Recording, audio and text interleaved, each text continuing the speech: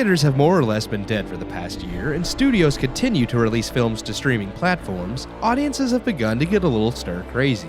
While studios still worry whether or not people will return to the movies, Warner Brothers and their latest release are proving that yes, people are ready to go back. Godzilla vs. Kong, released this past Wednesday to much fanfare, has gone on to rake in more money upon opening than any other film released during the pandemic. With praise from fans and critics alike, and released also on HBO Max, allowing people who didn't go to the movies a chance to still see the film, does Godzilla vs. Kong live up to the hype? Directed by Adam Wingard, Godzilla vs. Kong is the fourth film in Warner Brothers' MonsterVerse, the shared cinematic universe featuring Godzilla, King Kong, and the rest of Japan's Toho Kaiju. After teasing and setting the stage for the giant monster throwdown in both Kong Skull Island and Godzilla King of the Monsters, Godzilla vs. Kong begins with Kong being kept in a biodome after the storm surrounding Skull Island has begun to overtake and destroy the island itself. Watching over Kong is Eileen Andrews, played by Rebecca Hall, a scientist working for Monarch, the organization tasked with monitoring Titans in the last few movies. Also with Kong is Jaya, the last surviving native from the island, a deaf girl who has formed a close bond with Kong. When Godzilla begins attacking Apex Cybernetics, a powerful tech company working to build a weapon capable of stopping Titans, Apex fast-tracks an expedition to obtain a power source for their new weapon that they believe can be found in the center of the Earth, due to the Hollow Earth theory introduced in previous films, explaining where Titans come from. Apex hires Nathan Lynn, played by Alexander Skarsgård, to lead a team in search of the energy residing in the Hollow Earth. Lynn recruits Dr. Andrews in helping him by relocating Kong from Skull Island to an Antarctic entrance to Hollow Earth where he can lead them to the power source. Before Kong can reach their goal, however, they are attacked by Godzilla, waging a 1,000-year war between his and Kong's species to claim dominance of the Earth.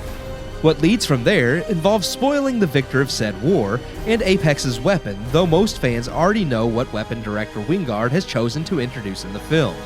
Likewise, as Wingard himself promised, there is a clear winner between Godzilla and Kong, though don't expect it to amount to much when the mechanical terror unleashed by Apex arrives on screen.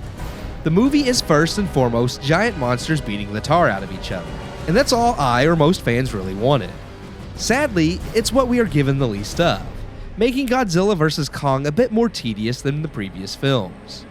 Wingard introduces a lot of ideas that would be right at home in the campy Toho Godzilla films, and truthfully I greatly enjoyed seeing some of the over-the-top sci-fi elements, and was excited about all of the mythos Wingard brought in from the original Japanese series. Ideas such as the Heave Shuttle and Hollow Earth, which was built up to in the previous films, and the war between Godzilla and Kong, also heavily teased at in the previous movies, with the narrative of a single Alpha Titan being an impressive idea that came from otherwise poor movies, and the same can be said here. The ideas are fun and cool for the nostalgia brought to fans of the original Toho films, but sadly, fan service is all most of it amounts to. The film is far less grounded than its predecessors, yet still too scared to go all in. Instead, what we receive is a film with wacky ideas mixed with realistic ones in an attempt to find a middle ground, making for awkward scenes that aren't campy in a fun way, but instead just cringe-inducing. The jump narratively from King of the Monsters to Godzilla vs. Kong and what humanity can do technologically is vast and in no way believable. But instead of embracing how far out of the realm of believability these things are, the film tries to explain them poorly. Add into all of this a bad script and dialogue, which all of the films outside of Gareth Edwards' Godzilla are guilty of, with the ridiculous things on screen, and the only things left to root for are the fights, which is truthfully all anyone cares about anyway. Except even those felt a bit lackluster in this film compared to the previous entries. Godzilla vs. Kong is a fun movie. The effects are truthfully well done, as were the previous films, and the fights are still fun to watch. But being no more impressive than what came before, the film is a bit of a letdown.